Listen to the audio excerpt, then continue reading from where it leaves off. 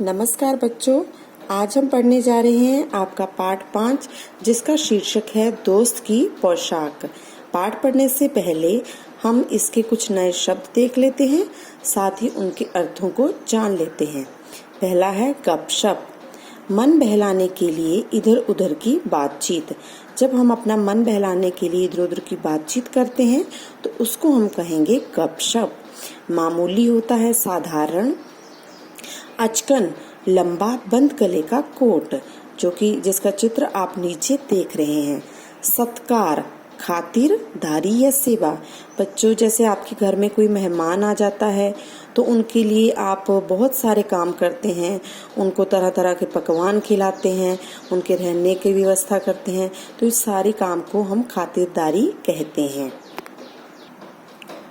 बच्चों, ये जो कहानी है दोस्त की पोशाक, ये नसीरुद्दीन जो कि बहुत ही मजाकिया इंसान थे उनके बारे में है तथा उनके दोस्त जमाल साहब के बारे में है। तो आइए देखते हैं कहानी में क्या होता है। एक बार नसीरुद्दीन अपने पुराने दोस्त जमाल साहब से मिले। अपने पुराने दोस्त से मिलकर वे बड़े खुश हुए।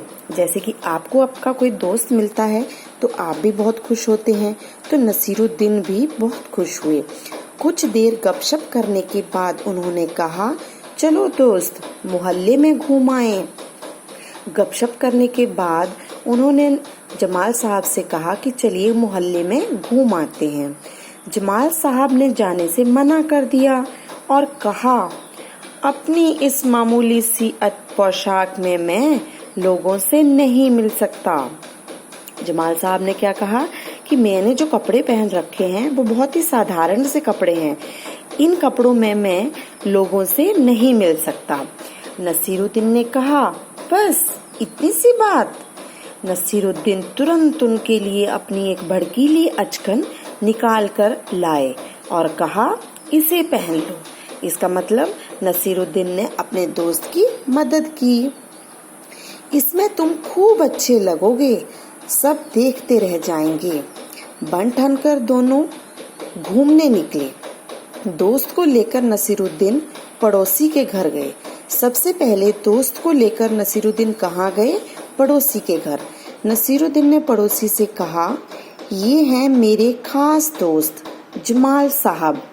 आज कई सालों बाद इनसे मुलाकात हुई है।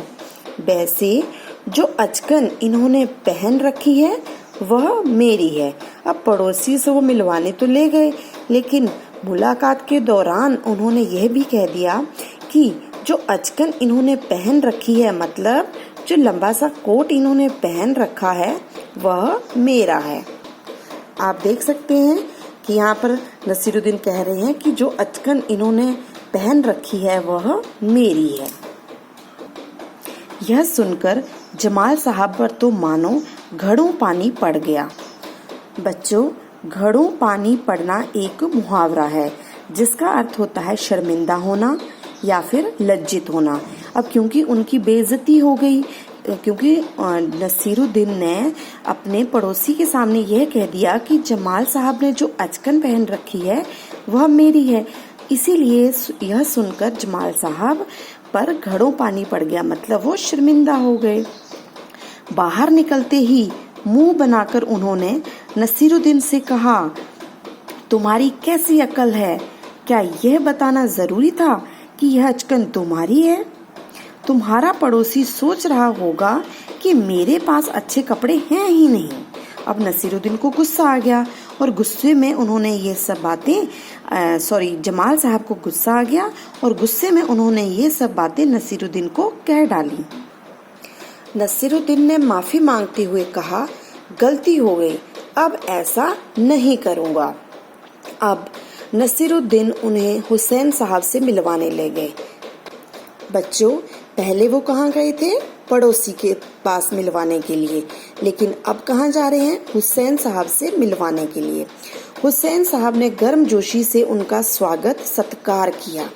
जब जमाल साहब के बारे में पूछा तो नसीरुद्दीन ने कहा, जमाल साहब मेरे पुराने दोस्त हैं और इन्होंने जो अचकन पहनी है वह इनकी अपनी ही है। देखा बच्चों, यहाँ पर भी नसीरुद्दीन अपनी पोशाक की प्रशंसा करते हुए नहीं रह पाए। उन्होंने क्या कहा कि इन्होंने जो अचकन पहन रखी है वह इनकी अपनी ही है। जमाल साहब फिर नाराज हो गए। बाहर आकर बोले, झूठ बोलने को किसने कहा था तुमसे? क्यों? नसीरुद्दीन ने कहा, तुमने जैसा चाहा मैंने वैसा ही तो कहा। पोशाक की बात कहे बिना काम नहीं चलता क्या?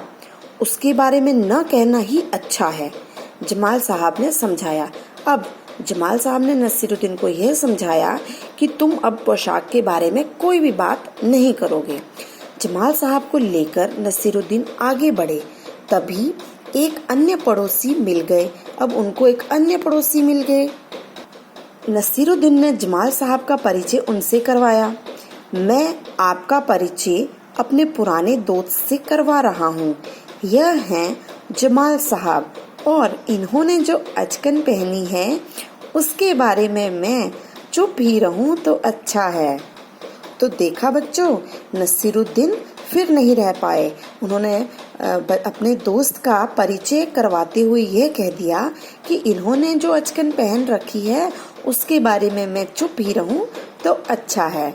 बच्चों, आप लोग भी अपने दोस्तों को कुछ चीजें देखते होंगे, जैसे मान लो किसी के पास पेन खत्म हो गया तो आप उन बच्चों को पेन दे देते हैं, लेकिन आप ऐसा तो नहीं करते कहीं कि बार बार दूसरे दोस्तों को यह कहें कि मैं ये जो पेन इसने पकड़ रखा है यह मेरा है। बच्चों, अगर आप ऐसा करते हैं तो वो गलत है। अगर आपने कोई चीज अपने दोस्त से शेयर की है, अपने दोस्त को दी है, तो उसके बारे में बार बार कहना गलत है कि यह मेरी है। तो बच्चों, यह थी कहानी दोस्त की पोशाक। बच्चों, पोशाक के बारे में तो आप सब जानते ही होंगे। जो पोशाक होती है वो औरत की अलग होती है, आदमी की अलग होती है। जैसे औरतें क्या क्या पहनती हैं, सूट सलवार या फिर साड़ी पहनती हैं, फ्रॉक पहनती हैं, लहंगा चोली पहनती हैं। वैसे ही आदमी लोग क्या पहनते हैं, जैसे यहाँ पर नसीरुद्दीन और उसके दोस्त ने क्या पहन रखा है, अचकन। टोपी पहनते हैं आदमी, कोट पैंट पहनते हैं, कुर्ता पायजामा पहनते हैं। तो इस तरह से पोशाक अलग अलग होती है। इनकी औरत और आदमी की पोशाक अलग अलग होती है। तो बच्चों, यह थी आपकी कहानी दोस्त की पोशाक। अब इससे संबंधित कुछ प्रश्न देखिए। कहानी के बारे में कोई 5 प्रश्न बनाकर नीचे दी गई जगह में लिखो। कॉपी में उनके उत्तर लिखो। बच्चों, कहानी से संबंधित कोई भी 5 प्रश्न आपने अपने आप लिखने हैं। जैसे आप लिख सकते हैं कि नसीरुद्दीन के दोस्त का क्या नाम था, नसीरुद्दीन अपने दोस्त को सबसे पहले किससे मिलवाने ले गए, और जब वो अपने पहले पड़ोसी के पास उनको मिलवाने के लिए ले गए तो उन्होंने अपनी पोशाक के बारे में क्या कहा।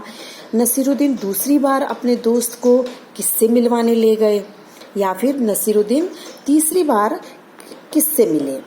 तो इस तरह के प्रश्न आप बना सकते हैं। तो यह काम आप बच्चों के लिए है कि आपने कहानी से संबंधित कोई भी 5 प्रश्न बनाने हैं। ठीक है बच्चों?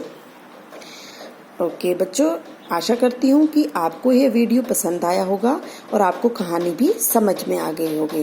बच्चों, ध्यान से पढ़ें, घर में रहें, सुरक्षित रहें। धन्यवाद।